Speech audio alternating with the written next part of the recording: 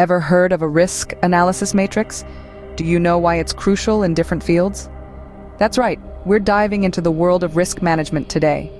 The risk analysis matrix is an indispensable tool that helps us evaluate and prioritize risks. It's like a compass guiding us through the murky waters of uncertainty. This matrix works on the principle of analyzing risks based on their severity, occurrence, and detection. Think about it, we're categorizing risks, making them easier to understand and manage. It's a go-to tool in project management, safety assessments, and other areas where risk evaluation is critical. The beauty of the risk analysis matrix is that it doesn't just list the risks. It helps us visualize them, painting a clear picture of what we're up against. This makes the decision-making process straightforward, enabling us to focus on what's important, taking necessary actions. So, understanding the risk analysis matrix can be a real game changer in managing risks effectively. Now let's delve into the first component of the risk analysis matrix, severity. Severity in the context of risk analysis refers to the potential impact a risk can have. It's like the weight of the consequences if the risk becomes a reality. Let's take a look at the 5 categories of severity. First, we have insignificant. This is a risk that, even if it occurs, won't cause much disruption. Imagine a small delay in a project deadline that doesn't affect the overall timeline. Next is minor, where the impact is slightly more noticeable but still manageable. Think about a minor cost overrun in a project budget. Moderate severity risks could cause some disruption but can still be managed. An example might be a key team member leaving the project.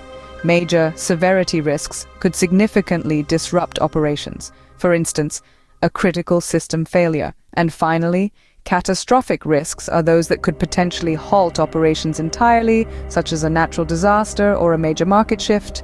Remember, the higher the severity, the more urgent the need for mitigation strategies. Moving on to the second component, occurrence. In the context of a risk analysis matrix, occurrence is defined as the frequency or likelihood of a risk happening. It's a measurement of probability, helping us to gauge how often a particular risk might arise. Let's break it down into 5 categories. First, we have rare. These are risks that could happen, but it's extremely unlikely. Think of it as finding a 4-leaf clover in a vast field. Next, unlikely risks are those that aren't expected to occur regularly. It's like getting caught in a sudden downpour without an umbrella. Then there's possible. These risks could happen at any time, akin to misplacing your keys. Likely risks are those that are expected to occur frequently, much like rush hour traffic. Lastly, almost certain risks are as predictable as the sun rising each day. The more likely a risk is to occur, the more attention it demands. Finally, let's talk about the third component, detection. This refers to how easily a risk can be identified before it occurs. Imagine you're navigating a ship. Detection is like your radar system. The better it is, the earlier you can spot an iceberg in your path. We categorize detection into 5 levels. At the top, we have very high. This represents risks that are very easy to spot, like a storm on the horizon. Next, we have high detection, for risks that are easily detectable, like a leak in a water pipe. Moderate detection refers to risks that are somewhat detectable, perhaps like noticing a slight drop in sales in your business. Low detection is for those risks that are hard to spot. Think of it like a slow puncture in your car tire. Lastly, very low detection is for risks that are nearly impossible to detect, like an undiagnosed health issue. Effective detection can be the difference between a close call and a catastrophe. Now that we've covered all 3 components of the risk analysis matrix, let's summarize. The matrix is a vital tool for evaluating and prioritizing risks, with severity, occurrence, and detection as its cornerstones.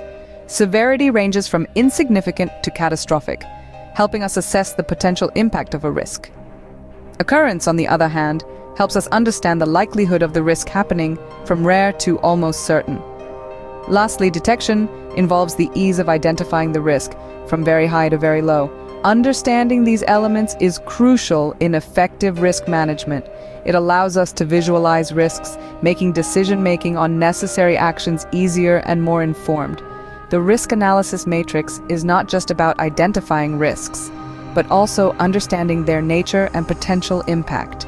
With the risk analysis matrix, you're now equipped to better identify, analyze, and manage risks, Remember, foresight is the first step to prevention.